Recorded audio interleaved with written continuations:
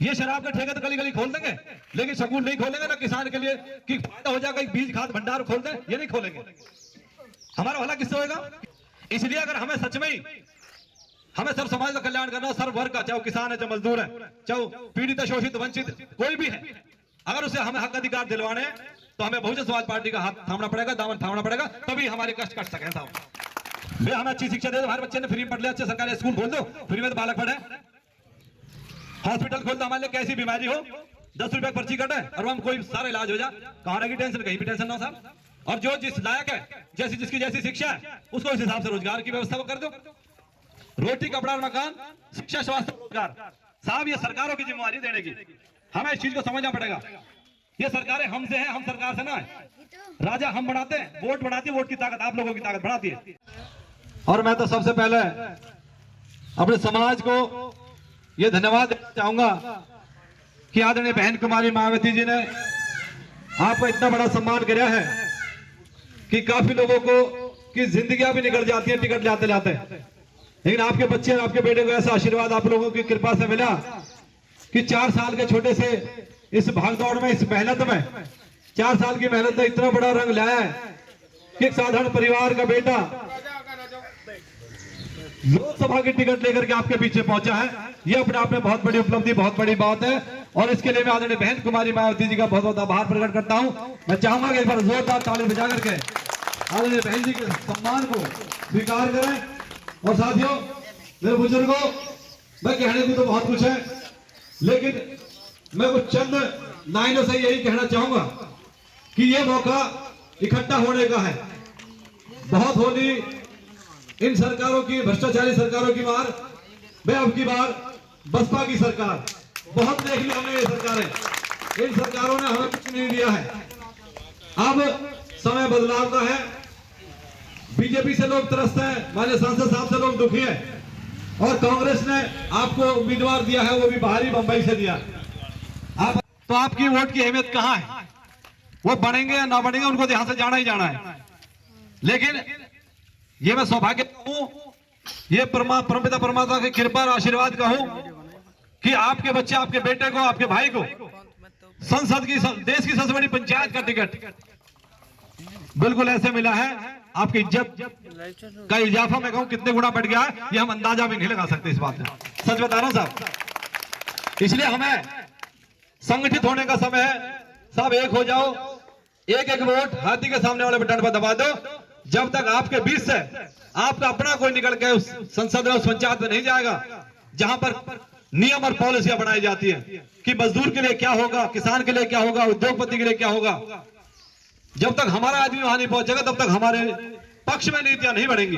और जब पक्ष में नीति नहीं बढ़ेंगी तो हमारा ऐसे ही शोषण और अत्याचार करते रहेंगे। किसानों की बात करें, किसानों को कहते हैं कि इनकी आय दुगनी कर देंगे। आज किसान की हालत यह है कि अगर बीज के और खाद के लिए जाते, खाद बीज ना मिले, ये लोग उनको स्टॉक कर लेते, रोक देते हैं, और फिर ब्लैक में ले लो, 200-500 रुपए पर देगा, खूब मिल जाएगा।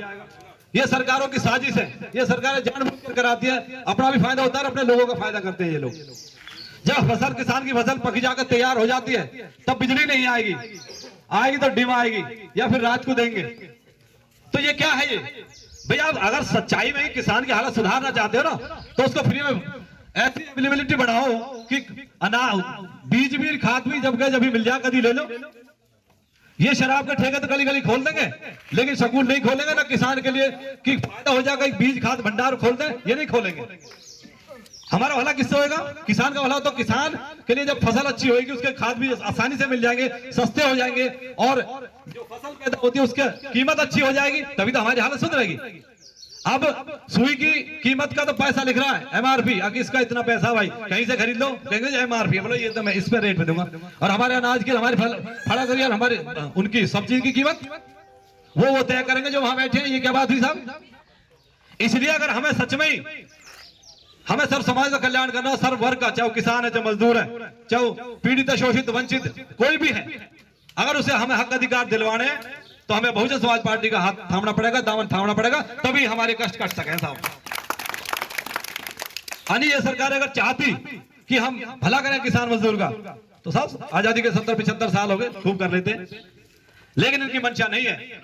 इनकी मंशा जो पूंजीपति लोग हैं, जो मालदार लोग हैं, जो भामाशाह लोग हैं, उनकी तिजोरियों को भरना है और आपकी कष्ट कमाई को निचोड़ करके आपको तो निचोड़ देना, उनके घर भर देने हैं। हम जो वोट देते हैं, वोट क्यों देते हैं? वोट देते हैं कि हम तरक्की करें, हमारे बच्चों के लिए स्कूल हो, अच्छी शिक्षा मिले, हमारे लिए अच्छे हॉस्पिटल हो, हमारे लिए रोजगार की व्यवस्था हो और हमारा भाईचारा कायम रहे, हमें किसी तरह का कोई तनाव ना हो, सभी लोग शांति से सुख से जिए, क्योंकि इंसान रूप सबसे बड़ा है जीवन।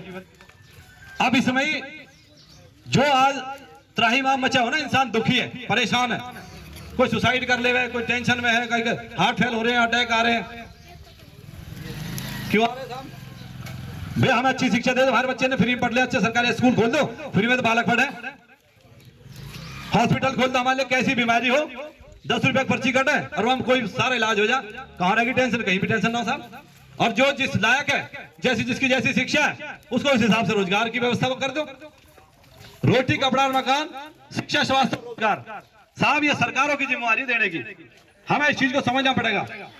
ये सरकारें हमसे हैं, हम सरकार से ना है। राजा हम बढ़ाते हैं, वोट बढ़ाती है, वोट की ताकत आप लोगों की ताकत बढ़ाती है।